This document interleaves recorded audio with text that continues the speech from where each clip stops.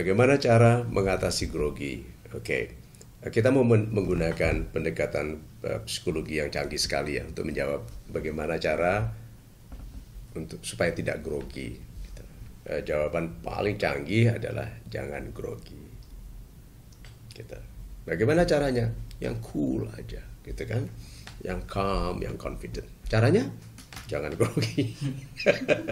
Tapi itu canggih sekali jawabannya sebetulnya, karena itu memberikan petunjuk yang jelas sekali bagi orang yang sudah tahu. Kan kita itu tujuannya menjadi pribadi muda yang sangat berpengetahuan, sehingga kalimat sederhananya orang kita mengerti. Itu kalimat canggihnya orang kita mengerti. Nah sekarang, kalimat canggihnya orang pandai itu selalu istilah. Orang pandai itu bicaranya istilah pendek, grogi, gitu kan?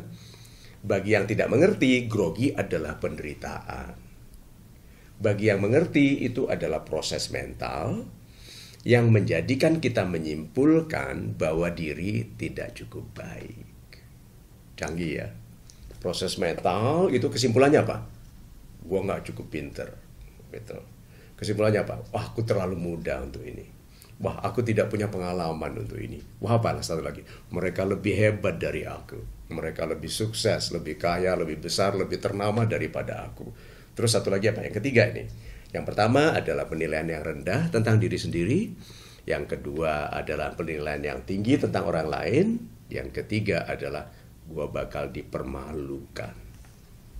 Nih, aku bakal diketawain, aku bakal nggak dipercaya lagi, aku nggak bakal diterima kerja. Itu aku akan dicemooh, disepelekan. Ini bertiga ini hasilnya selalu negatif. Rendah tentang diri sendiri sudah rendah, tinggi tentang orang lain semakin merendahkan, dan resiko direndahkan. Nah, cara mengatasi rasa grogi adalah tidak berpikir terlalu banyak. Itu kan tadi dari pikiran. Jadi begitu mencoba sesuatu yang besar yang belum kita lakukan, udah jangan berpikir lagi. Fokus pada yang kita lakukan. Jadi bukan sambil melempar memikirkan nggak kena. Bagaimana mau sukses?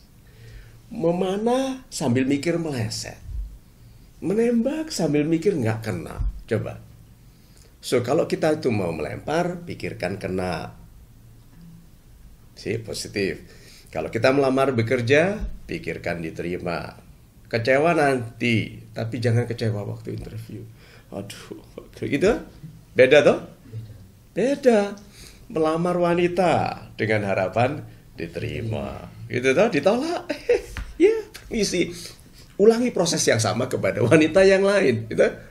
Kan mereka yang Anda lamar tidak tahu toh bahwa selama ini Anda sudah ditolak 47 kali? Nggak tahu. Jadi seperti pertama kali melamar, ditolak. Oh, ya bilang, ini persiapan untuk yang ke-48. Jadi kalau gitu, don't think too much. Thinking too much, jadi kata-kata jangan berpikir terlalu banyak, itu mengharuskan berpikir. Jangan terlalu banyak. Waktu bilang berpikirlah, itu berpikir yang baik. Begitu disebut terlalu banyak, di sisinya sudah mulai pikiran jelek.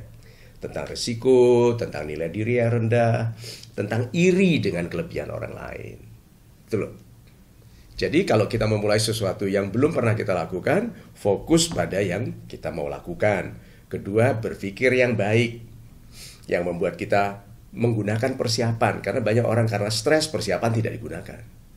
Yang digunakan adalah penghinaan orang itu, pencemoohan orang itu, pengabaian orang itu.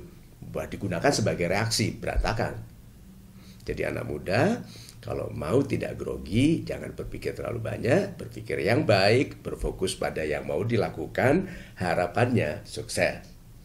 Nah, harapan adalah bentuk keseharian dari doa yang biasa. Doa itu resmi gitu ya. Kalau harapan itu doa, tetapi dalam bentuk keseharian. Nah, bertindaklah dalam sebaik-baiknya niat, dalam sebaik-baiknya cara. Nanti kalau gagal, serahkan itu kepada Tuhan. Dan karena itu keputusan Tuhan pasti yang terbaik. Santai saja. Memang sakit sedikit, tapi teruskan. Gitu.